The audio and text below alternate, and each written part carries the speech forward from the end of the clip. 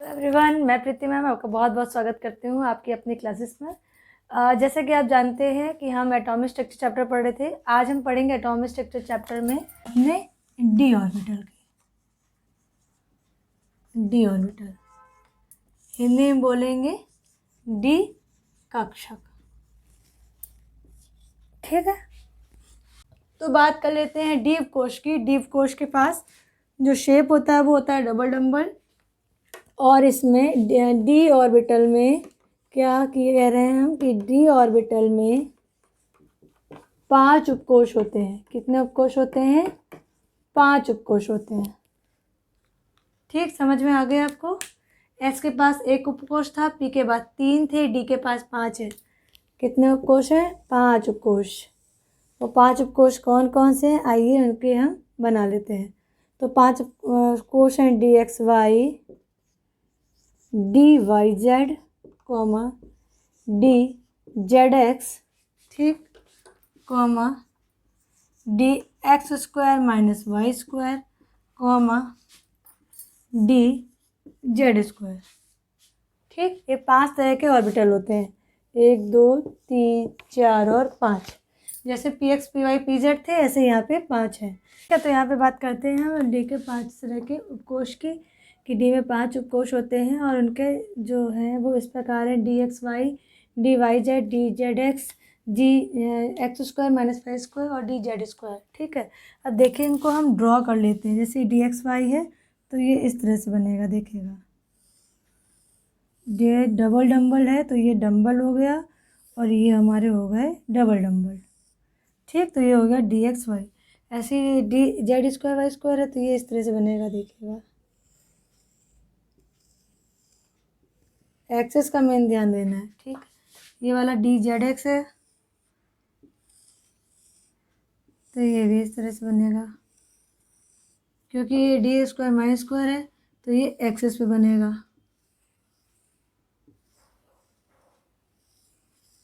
ठीक, और ये जो है हमारा, ये हमारी एक्सेस लिख लीजिए इसमें, ये हमारी एक्सेस है। ठीक है, तो ये इस तरह से बनेगा, देखिएगा। ये हमारा डी जेड स्क्वायर है, तो एक तो ये रहा और दूसरा क्या है? दूसरा ये रहा, इस तरह से एक्सेस पे। तो ये हमारा हो गया डी जेड स्क्वायर। ठीक है, तो बहुत घबराने की कोई ज़रूरत नहीं, कुछ नहीं करना है आपको, सीधे याद रखना है। इनको याद कर लीजिए, ये आप अपने आप एग्ज़ाम में बना लेंगे।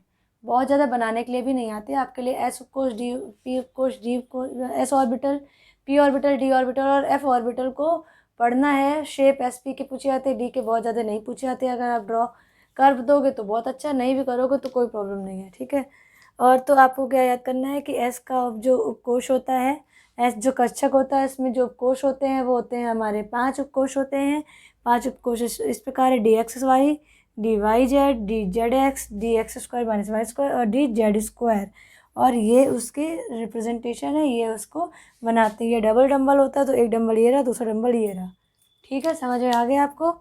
और लास्ट है हमारा, जो ये हमारा तीसरा था, और जो लास्ट है हमारा चौथा, एफ ऑर्बिटल।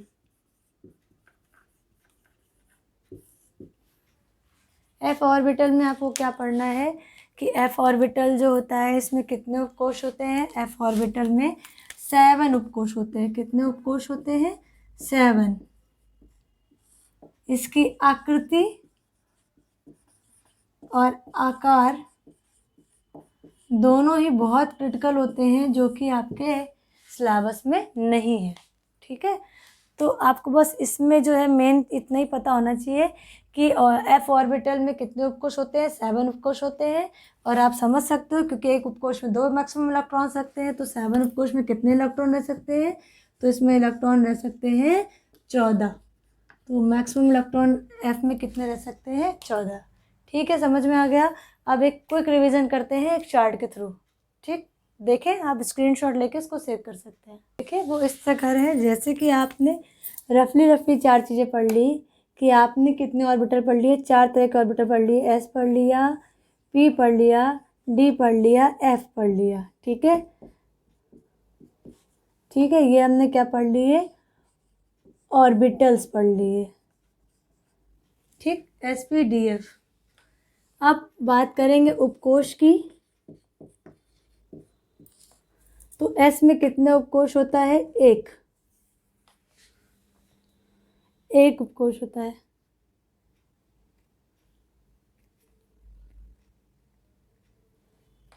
इसमें कितने होते हैं? 3 होते हैं, ठीक है। इसमें कितने हैं होते हैं? 5 होते हैं। इसमें कितने होते हैं? 7 होते हैं, ठीक।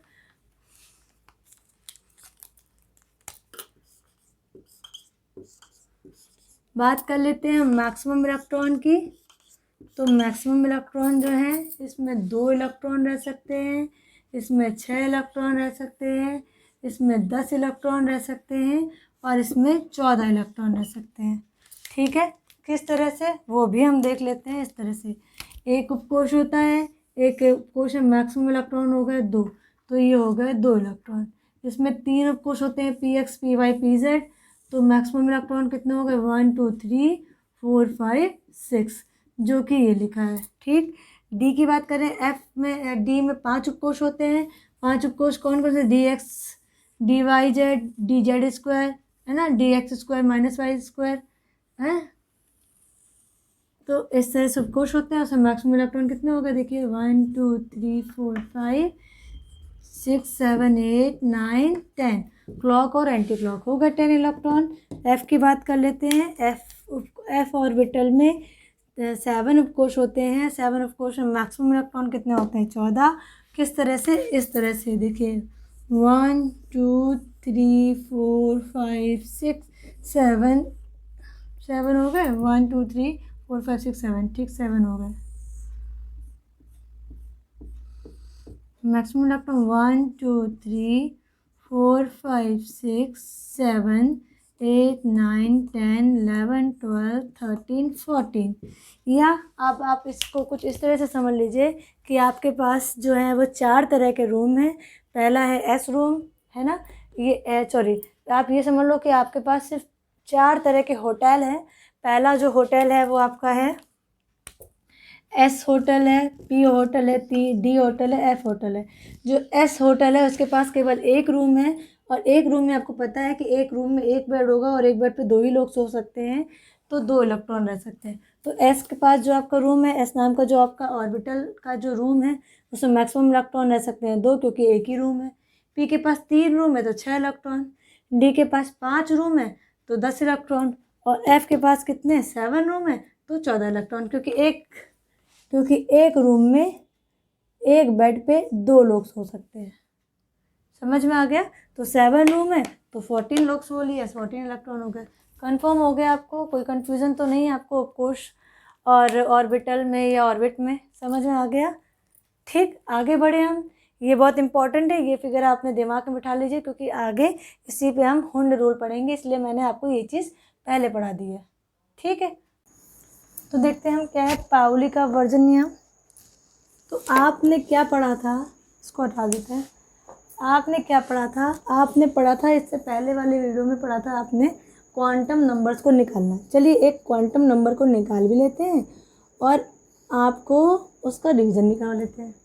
मान लीजिए आता है 3D5।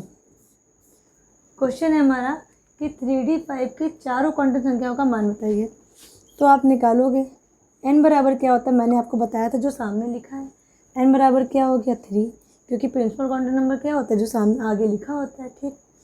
l का मान जो होता है इस पर डिपेंड करता है क्या? 0 से लेकर n-1 तक, यही होता है ना, ठीक है।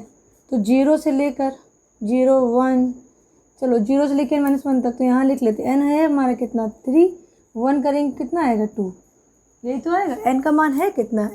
भाई n का मान तो 3 होता है, l का मान 0 से लेकर n-1 तक होता है, तो 0 लिख लेते हैं। n की वैल्यू लिख लेते हैं। n कितना है? 3, 3 से 1 जाए कितना? 2, यानी कि l के मान कितने होंगे? l का मान होगा 0 1 और 2। तो l का मान कितना होगा? l का मान होगा 0 1 और 2, यानी 3 मान होंगे इसके, ठीक है। अभी m की वैल्यू लिख लेते हैं। m लिख लेते हैं, देखिएगा m का मान क्या होता है? m का मान एल पे डिपेंड करता है क्या, प्लस एल से माइनस एल तक, ठीक। क्योंकि पूछा गया 3d5, 3d5 का मतलब समझते हो, डी ऑर्बिटल बना लीजिए, ठीक। ये रहा 3d। अभी 5 बोला है, 5 का मतलब 5 इलेक्ट्रॉन, 1 2 3 4 5, यानी कि हमें इसके लिए जो 3d5 है, इसके 5वें इलेक्ट्रॉन के लिए चारों क्वांटम संख्या बतानी है। चारों कौन कौन सी, n, l, m और s, समझ रहे हो किसके लिए, इसके लिए, ठीक है। चलो देखते हैं हम लोग। तो हमने वैल्यू लिखी, अभी देख लो यहाँ लिखेंगे क्या है, d है ना, तो s p d, ये आपको बताया था एल के मान रिस्पेक्टिव एल के लिए, है ना। तो ठीक है, तो वैल्यू क्या आगे लेके आएंगे, क्योंकि डी है ना हमारा 3d5, डी में गया ना इलेक्ट्रॉन, तो ये वाली वैल्यू लेंगे, तो होगा +2 +1 0 -1 -2, ठीक, कोई प्रॉब्लम नहीं। एस का मान लेते हैं, एस का मान क्या है, जैसे ये दिया ना, एस का मान यहाँ लिखते हैं, एस का मान, तो एस का मान क्या होगा, क्लॉकवाइज के लिए +½ इसका भी +½ इसके लिए भी +½ इसके लिए भी +½ और इसके लिए भी +½ लेकिन हमें पूछा किसका गया गया 3d5 के लिए, और किसी के लिए नहीं पूछा गया ना, तो हम सिर्फ उसी के लिए लिखेंगे, ये रहा, यानी एस की वैल्यू क्या हो गई +½ ठीक, समझ में आ गया। अब पाउली के, अच्छा रिवीजन करने, देखिए आप पढ़ चुके हो तो बहुत जल्दी इसलिए मैं पढ़ा रही हूँ।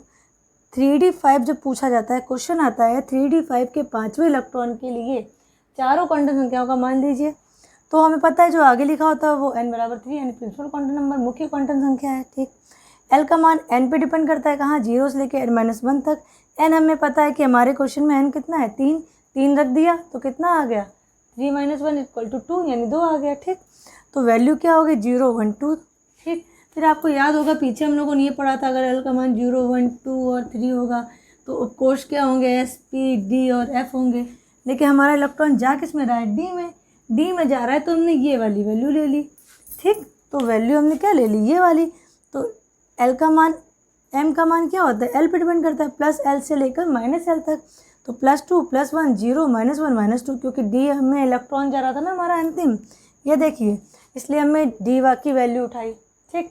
अगर यहाँ पे पूछा जाता 4s1 तो हम 0 वाली वैल्यू उठाते, अगर ये पूछा जाता 4p1 तो हम ये वाली वैल्यू उठाते, जिसमें इलेक्ट्रॉन जाता है, तो ये जा रहा था तो हमने उठा लिया, +1 +2 0 -1 -2, ठीक। और s के लिए, क्योंकि क्लॉकवाइज के लिए हमेशा +1 होता है और एंटी क्लॉक के लिए -½ होता है, ठीक है। अभी क्या पढ़ना है हमको, पाउली का अपवर्जन नियम, ये ऐसे भी लिखा होता है पाली, अब पाउली भी होता है, दोनों एक ही चीज़ें हैं, ठीक, समझ में आ गया। अब पाउली का अपवर्जन नियम क्या है, इधर देखें, देखिए पाउली का अपवर्जन नियम क्या है। पाउली के अपवर्जन नियम के अनुसार, यहाँ लिख देते हैं, पाउली के अपवर्जन नियम के अनुसार एक परमाणु में उपस्थित किन्हीं 2 इलेक्ट्रॉनों की क्वांटम संख्या का मान एक समान नहीं होता, ठीक है। ये रूल मैंने आपको पहले था, अभी इसलिए पढ़ाया क्योंकि आपको यहाँ से क्लियर हो जाएगा, क्योंकि हम लोग क्वांटम नंबर्स पढ़ चुके हैं, क्वांटम संख्या पढ़ चुके हैं। क्या बोल रहे थे पाउली साहब, पाउली जी कह रहे थे कि एक परमाणु में उपस्थित, तो एक परमाणु, इसकी बात हो रही है, किन्हीं 2 इलेक्ट्रॉनों की क्वांटम संख्या का मान एक समान नहीं होता। आप अभी देखो, क्या देखो, अगर हम इसकी वैल्यू लिखें, यहाँ लिखते हैं, अगर हम 3d5 की वैल्यू लिखें, 3d5 के लिए n का मान कितना 3, l का मान कितना 2, m का मान कितना, m का मान देखो, ये देखो m का मान, यहाँ हम अपना d ऑर्बिटल बना रहे हैं, ये हमने डी बनाया, अंतिम इलेक्ट्रॉन D5 था, यानी m की वैल्यू कितनी आ रही, देखो कितनी हो रही, -2, और s की वैल्यू कितनी हो रही है, +12। देख रहे हो आप, देख लो साफ साफ, ये दिया ना, ठीक। m की वैल्यू कितनी है, m क्या है, +12 से लेके -L तक, तो ये 3 4 5 6 5 वैल्यू आई। लेकिन हमें इलेक्ट्रॉन पूछा किसके लिए गया है, हमारे लिए किसकी क्वांटम संख्या पूछी गई थी, D5, यानी 5वें इलेक्ट्रॉन के लिए। तो 5वें इलेक्ट्रॉन के ऊपर क्या लिखा है, -2, यानी m की वैल्यू कितनी हो गई, -2। अभी ये कह रहे हैं कि एक परमाणु में उपस्थित, एक ही परमाणु में उपस्थित है, अब किन्हीं 2 इलेक्ट्रॉनों के लिए, कि यानी इसकी और इसकी 2 इलेक्ट्रॉन, भाई ये इलेक्ट्रॉन ही तो भरे, 1 2 3 4 5, कितने 3D5 इलेक्ट्रॉन है ना। तो पाँचों को देखो, 2 इलेक्ट्रॉनों की क्वांटम संख्या एक समान नहीं होती, चाहे वो एक ही परमाणु क्यों ना हो। तो एक ही परमाणु के इलेक्ट्रॉन है, उसकी चारों क्वांटम संख्याएं अलग अलग होती, दिख रही हैं आपको, सब अलग अलग आई हैं। ये जब एक की अलग अलग आई तो 2 की समान कैसे आ सकती हैं। अगर हम इसकी निकालेंगे, जैसे चलो इसको इधर कर लेते हैं, वो कन्फ्यूजन खत्म। अभी मान लो पूछा जाता 3D4, तो 3D4 के लिए n की वैल्यू कितनी आती, 3, l की वैल्यू कितनी आती, वही आती 2, ठीक है। इसी तरह से m की वैल्यू कितनी होती। अब की बार 3D4 पूछा गया है, 3D4 यहाँ ही बना देते हैं हम, 3D4 1 2 3 4 5, लेकिन इलेक्ट्रॉन कितने बनने हैं, चौथे इलेक्ट्रॉन के लिए। चौथे इलेक्ट्रॉन की वैल्यू कितनी आ रही है, -1, और s की वैल्यू कितनी है, +12। अभी देखो कहाँ 3D हमारा 5 है, ये हमारा 3D5 है, ठीक। 3D5 की वैल्यू n बराबर 3, l बराबर 2, m बराबर -2, और s बराबर +12। अभी देखो अगर ये दोनों सेम है, ये दोनों सेम है, ये दोनों सेम है, तो भी ये दोनों सेम नहीं है।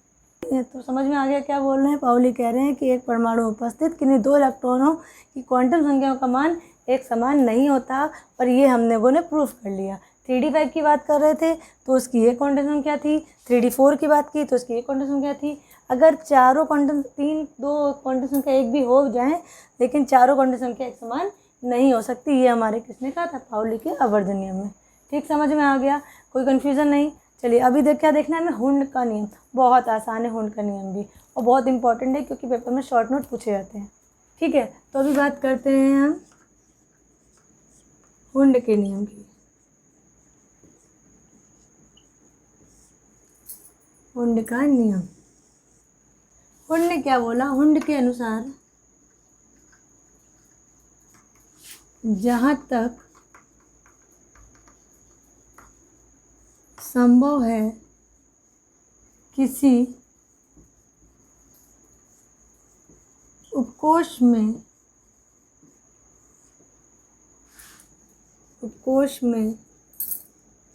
अयुग्मित का मतलब होता है अनपेयर्ड। क्या मतलब होता है, अनपेयर्ड। जहाँ तक संभव है किसी उपकोष में अयुग्मित इलेक्ट्रॉनों की संख्या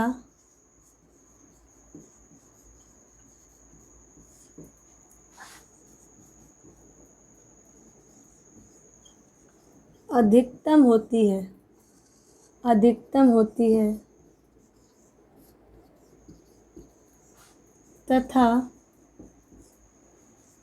तथा इसके स्पिन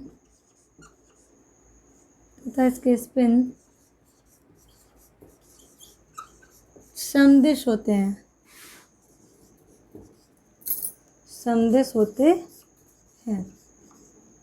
देखो आपको अगर कुछ लैंग्वेज प्रॉब्लम लग रही हो, जहाँ तक संभव है किसी उपकोष में अयुग्मित, चलिए इसको साथ साथ समझते जाते हैं। मान लीजिए यहाँ पे बनाना है हमें 3p, ठीक है, यहाँ पे बनाना है 3p1, ये हमारा बनाना है 3p2, और ये हमारा बनाना है 3p3। ठीक है, देखो p में कितने होते हैं, 3। p के पास कितने कमरे, 3 कमरे। तो चलो सबके कमरे बना दो।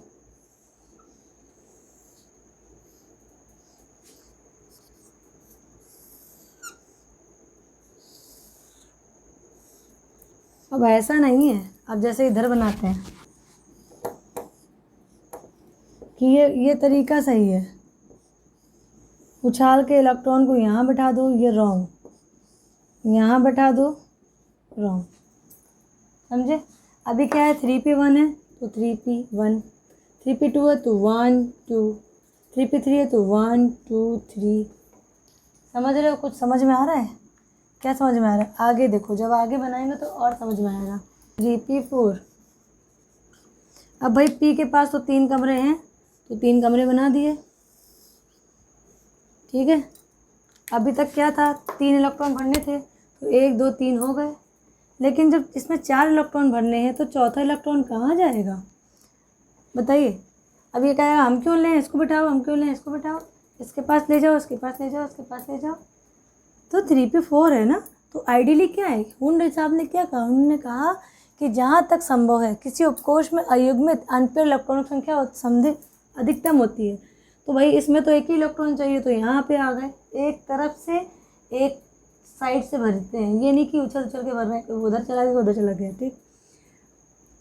2 हो गए, 2 हो गए, और 3 भरने 3 हो गया। अब ये इससे ज़्यादा अधिकतम नहीं हो सकते ना, क्या लिखा है, जहाँ तक संभव किसी उपकोष में अयुग्मित यानी अनपेयर्ड इलेक्ट्रॉनों की संख्या अधिकतम होती है, इससे ज़्यादा अनपेयर्ड हो ही नहीं सकते। अगर हमें 4 इलेक्ट्रॉन भरने हैं तो हम चौथा का को अनपेयर्ड कैसे करें, नहीं, चौथा इलेक्ट्रॉन जो होगा जब यहाँ भर गए हैं तो उसके बाद लौट के यहाँ आएगा और उसका स्पिन बदल जाएगा, एक ऊपर की ओर है एक नीचे की ओर।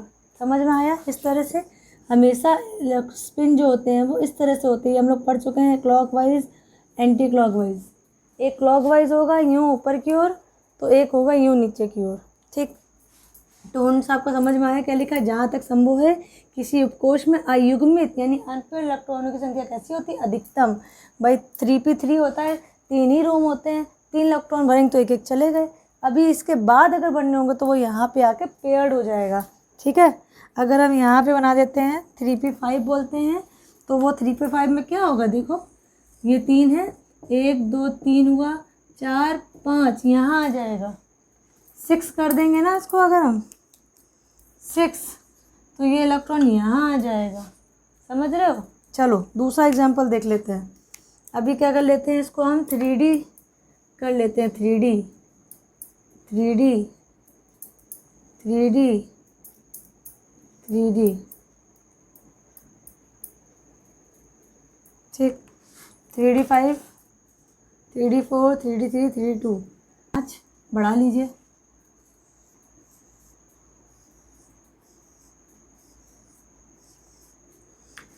दो इलेक्ट्रॉन भरने 2 भर गए, 3 भरने हैं 3 भर गए, 1 2 3 एक तरफ से, 4 भरने हैं 4 भर गए, 5 भरने हैं, देखिए भाई 5 भरने तो 1 2 3 4 5।